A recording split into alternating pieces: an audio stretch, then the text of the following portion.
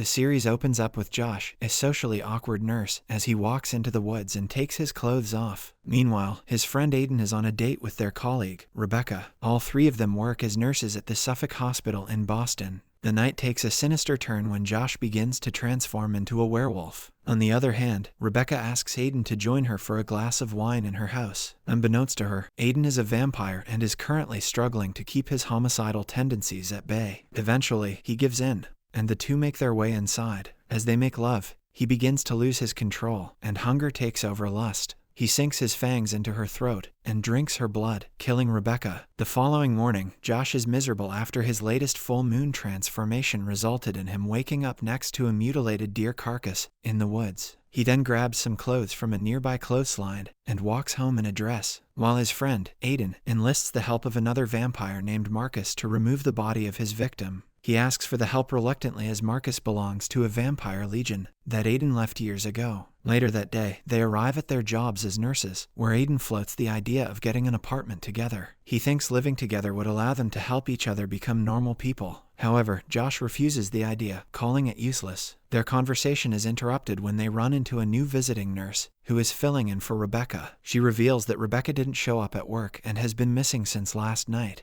A little later, Aiden sees Marcus, the vampire who helped clean up his mess last night, at the hospital. He follows him into a room and finds Marcus sizing up an old, unconscious patient. It is revealed that he is there to recruit humans in influential positions on the orders of his boss, Bishop. But before he can bite the patient, Aiden stops him and says that hospitals are not supposed to be hunting grounds for vampires. The two then have a brief scuffle as Marcus yells that he is second in command at the Vampire Legion. Just as they unleash their fangs and are about to jump at each other, a nurse knocks on the door. The two vampires hurriedly revert back to their normal demeanor and leave the room. At lunchtime, Josh and Aiden seriously discuss the prospect of living together to try to lead a normal life. They share their bad habits with each other and have a laugh at the idea of a werewolf and vampire living together. Although Josh was reluctant that very morning, he agrees to the plan as he could not bear living a socially isolated life. The following day, they find out what seems like the perfect apartment for themselves. The home is old and slightly shabby but has enough potential to be reworked into a good living space. However, when they talk to the owner of the apartment,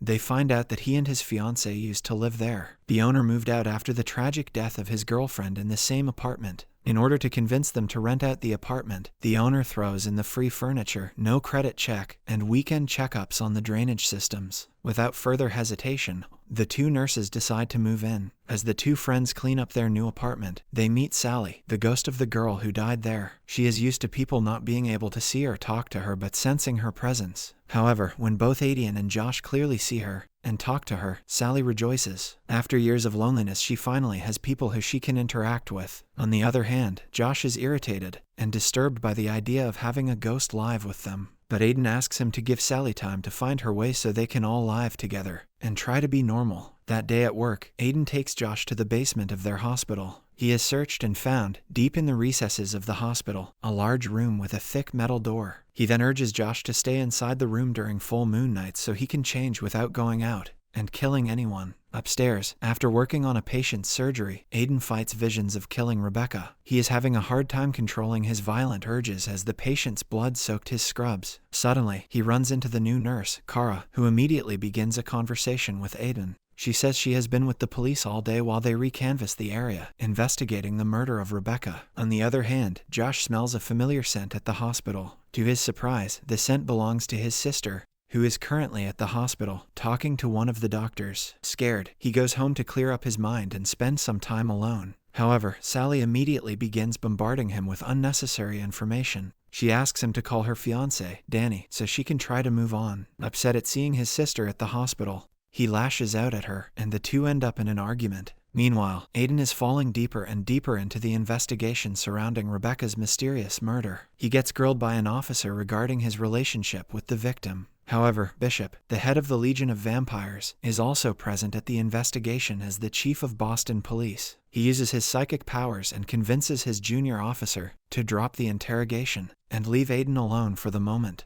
Once the two vampires are alone, Aiden pleads with the boss to wipe his name out of the case. Bishop replies that he can do it but asks Aiden to rejoin the Legion in return. The next day, Josh walks into a hospital room where a female patient is kissing his sister, Emily. She is surprised to see her brothers after so many years. It is revealed that Josh has not contacted his family and friends for 2 years. However, he pleads with his sister to keep his whereabouts a secret. The scene then shifts to a flashback where we see Aiden and Bishop attending a wedding where they eventually feast on the guests. Unable to carry the guilt of murdering an innocent girl, he calls Rebecca's family and informs them that she is dead. When he gets home, Sally admits her struggles with leaving the home. She is afraid she may blow away and never come back if she steps out of the house. This would mean that she would never be able to see her fiancé again. That night, Josh prepares to turn into a werewolf by going into the hospital basement. As the full moon comes up in the sky, he puts in his earphones and casually strolls down the hospital stairs when his sister notices and follows him. Once they reach the room, he finally notices her and begs for her to leave. However, she thinks her brother is trying to avoid a conversation with him and refuses to leave. Desperate, he attempts to push her out the door, but instead, they are both locked inside.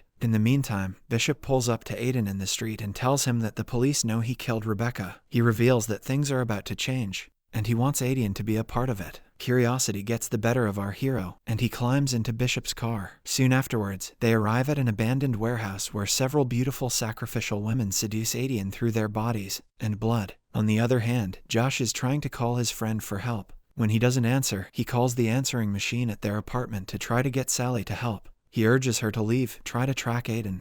Try anything so that he doesn't kill his sister. Suddenly, Josh's fingers contort and large, black nails start growing from them. The scene then abruptly shifts to a montage of flashbacks that shows us the lives of our main characters. Sally lies dead, and a pool of blood is under her head. She wakes up, not fully comprehending what has happened to her, and tries to speak to the several guests who are present in her apartment. Unbeknownst to her, they are present there for her funeral. Only when her fiancé, Danny, passes right through her does it fully sink in that she has passed away from the living world. Next, Aiden is in his Revolutionary War uniform, fighting in the American Civil War. He runs into another soldier, Bishop, who growls at him menacingly. The scene quickly cuts as Aiden wakes up on a pile of dead bodies, his eyes completely black. Finally, Josh comes back to his senses at a campsite. His right shoulder is broken. The dead body of his friend lays right next to him, and the police rummage through the wreckage of the site. When the scene cuts back to the present day, Bishop is talking to Rebecca, who is alive. She is in a strange place, on a bed, while Bishop tries to calm her down. However, she is confused and scared and screams for Aiden. Back at the hospital basement, Emily tells Josh he is scaring her, and he warns her to stay away from him. By this time, he has crawled on the ground, screaming in agony. Thankfully, Aiden manages to control his desire to kill, grabs his phone, and hears a message for help from Josh. He arrives just in time to remove Emily from the room as they watch Josh transform. Following this, Aiden and Emily are in the hospital commissary, where they have a conversation. Aiden tells her that his brother has a condition, but she should ask him for the details. Furthermore, he adds that Josh often speaks of her in highly affectionate ways. Emotional, she reveals that their mom also went crazy, which is what she believes happened to Josh. Later, Josh arrives home, and Sally apologizes for being unable to help. Instead of getting angry at her, Josh tells her that it was not her fault. Soon afterwards, the ghost reveals that she convinces Aiden to call Danny over to the house. She is beyond excited, but Josh thinks it is a bad idea. When Danny arrives at the apartment, he asks if anything weird has happened since they moved in. He goes on to tell them about the night Sally died. It is revealed that a faulty electrical outage caused her to take a wrong turn on the way to the bathroom. Unfortunately, she fell down the stairs to her death. At the hospital, the new girl, Kara, tells Aiden there is some unresolved tension between them and suggests they explore it.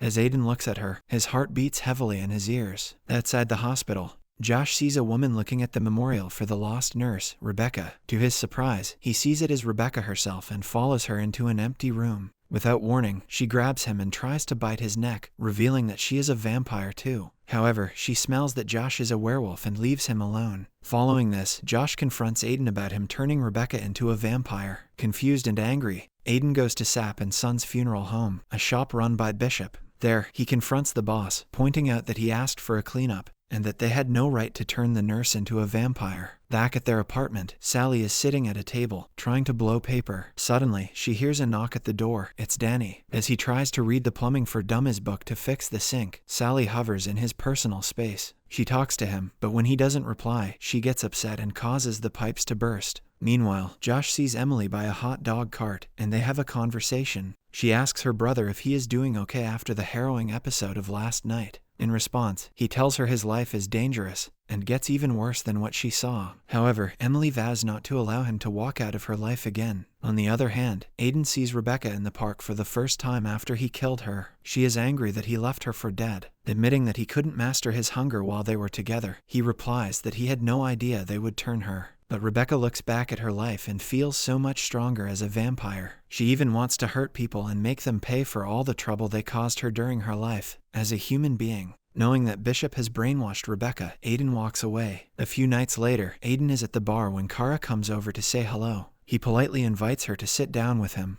but the sound of blood pumping fills his head as the urge to feed slowly starts getting the better of him. He calls Josh and asks him to immediately come to the bar. After warning his friend not to kill Kara, Josh says he will arrive at the bar as soon as possible. In the meantime, Rebecca shows up at the bar and joins Aiden and Kara. She asks the former to come with her on a hunt, but he refuses. At the same time, Kara recognizes her from the missing posters pasted all over the hospital. Meanwhile, Rebecca tries to take a man outside with the intention of feeding on his blood, but Aiden interrupts and threatens the man to leave the girl alone. When the man throws a punch at him, he simply grabs his arm, knocks him over and pushes him to the floor. Fed up, he tries to confront Rebecca, but she is nowhere to be found. Outside the bar, Josh finds Kara bleeding in an alley. Horrified, he places his hand over the bite mark on her neck and tries to stop her from bleeding to death. Suddenly, Aiden arrives at the spot and immediately realizes that Rebecca must have attacked her. However, he refuses to turn her into a vampire to save her life. Instead, the two friends take her to the hospital. Unfortunately, Kara has lost a lot of blood and soon succumbs to her injuries. Bishop, who also arrives at the hospital, is disappointed and asks Aiden whether he chooses the humans or the vampires. Without any hesitation, our hero says it was never much of a question.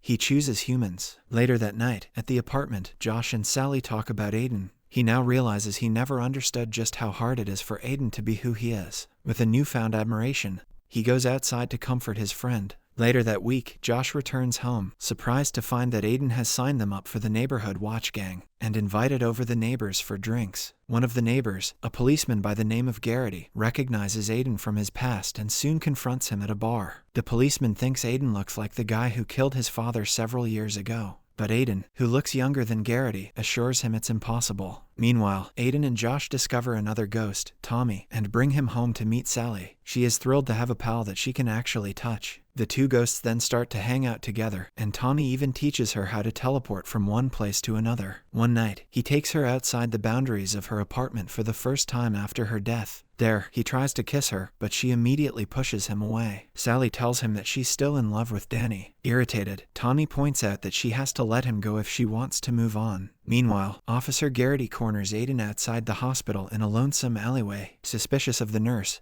he grapples Aiden and tries to have a look at his chest for a tattoo. During their scuffle, Garrity accidentally pushes his opponent onto an exposed iron beam which pierces through Aiden's belly. Taking advantage of his opponent's apparent death, the policeman pulls Aiden's shirt aside and sees the exact tattoo that was on his father's attacker. Suddenly, the nurse comes back to consciousness, which scares the policeman away. Elsewhere, Josh begins to go on night patrols around the neighborhood, looking for a tagger. He begrudgingly gets to know a med school graduate who's about to start his residency at the same hospital he works in. Suddenly, Josh smells fresh paint and locates the tagger immediately. However, he forges that he has werewolf strength and almost kills the man with his bare hands. Elsewhere, Bishop gets word of Aiden's problem and wants to handle it his way. He visits Officer Garrity's home and reveals that he is a vampire. The boss then offers to turn Officer Garrity into a vampire, too. But the policeman panics and runs away, only to be cornered by Marcus. Suddenly, Aiden comes to the policeman's rescue and attempts to erase his memories of the past.